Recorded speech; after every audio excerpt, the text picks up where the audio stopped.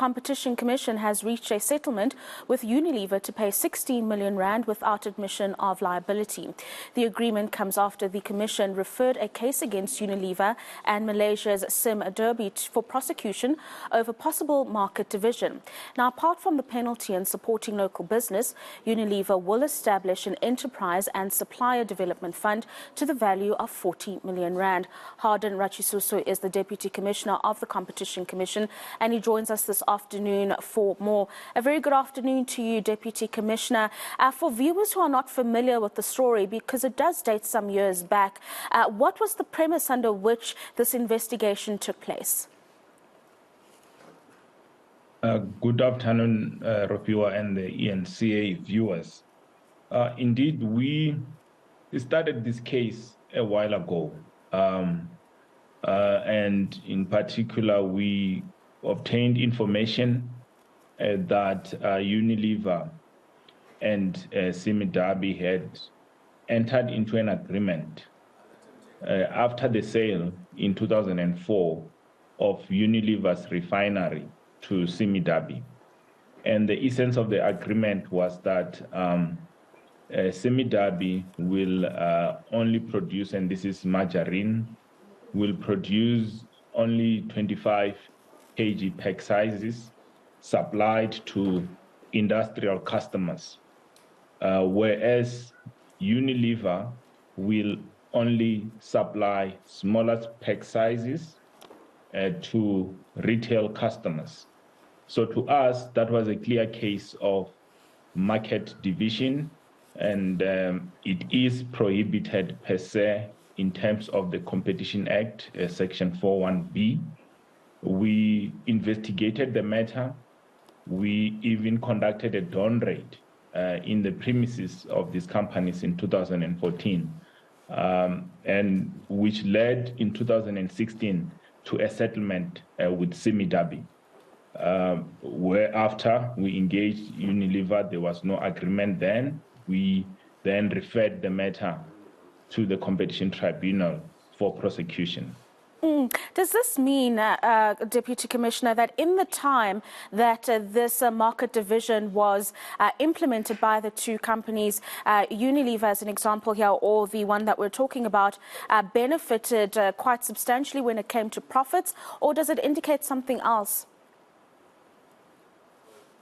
In our view, what you see here is that the agreement definitely prevented competition to industrial customers as well as the retail customers. And the brands that we are talking about here, as you know, Unilever was producing the Flora brand and SIM Derby, the Crispa brand. These are very prominent brands in this space, which would definitely restrict competition. That's why in the Competition Act, these agreements are deemed quite egregious because they change completely the structure of the market and they are prohibited outright. So this is something that the harm to consumers is presumed.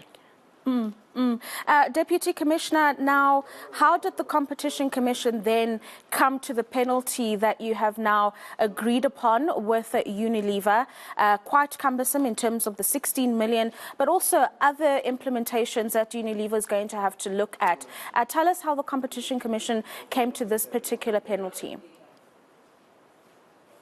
When we looked at this matter and we engaged with Unilever, they approached us and they were quite constructive in that engagement. We considered that the conduct that we are talking about had a significant impact on the market. So it was quite important that whatever we do, there is some elements that could help restore competition or also improve the participation by small, and medium-sized enterprises in particular. But at the same time, we look at the proportionality of the conduct the levels of profits they've made during the period. And we arrived at the settlement of 16 million, which we deemed appropriate in the circumstances, and also that they had been cooperating with us.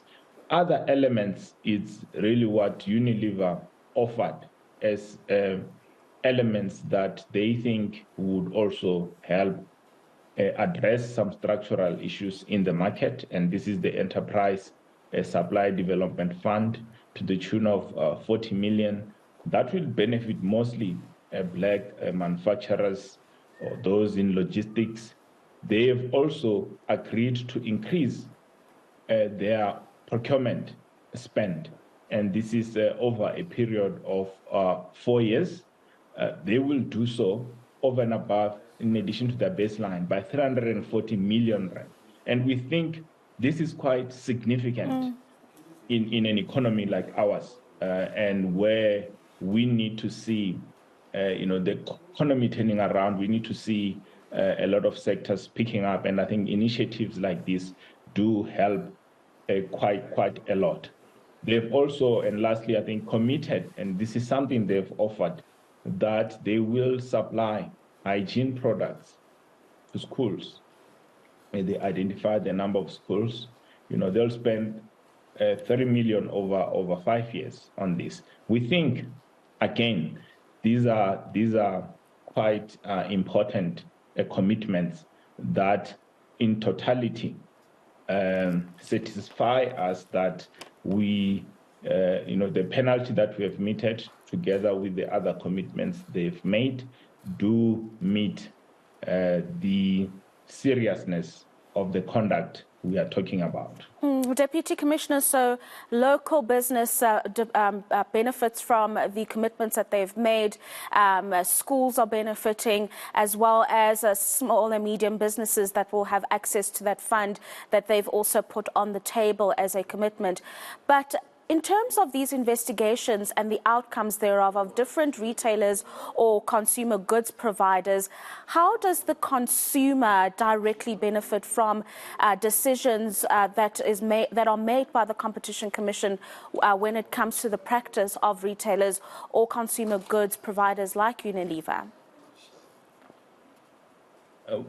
What we see as the major benefits here for consumers is that with this intervention, and fortunately here, Unilever has already disposed of its business locally to other providers. So what we like to see is competition, ensuring that consumers have a choice. When they visit a retailer, as a consumer visits a retailer, they should be faced with choice. If they are looking for margarine, it should not be just one brand on the shelf. If it's only one brand, it is more likely the scenario that that particular company may be, having some market power, some dominance, and they could exploit consumers. So we do see that these interventions do open up spaces, and they ensure that our markets remain competitive. And this is what we are constantly vigilant on as the Competition Commission. And then finally and briefly, if you will, Deputy Commissioner, the confidence of your office to make sure that you exercise oversight and Unilever is indeed following through on the settlements and the agreements that have been made between the two parties. Indeed, this is going to be, as this agreement has been filed before the Competition Tribunal, it is going to be made an order of the court if the Competition Tribunal is satisfied.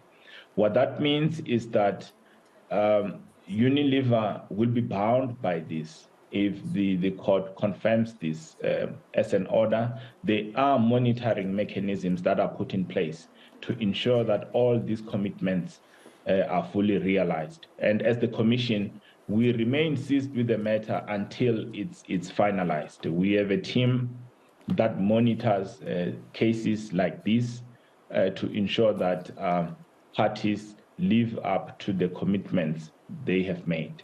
Thank you very much for that insightful update. That is Hardin Ratshisusu, who is the Deputy Commissioner of the Competition Commission, there joining us this afternoon, giving us an update on that agreement or settlement that has been reached with Unilever.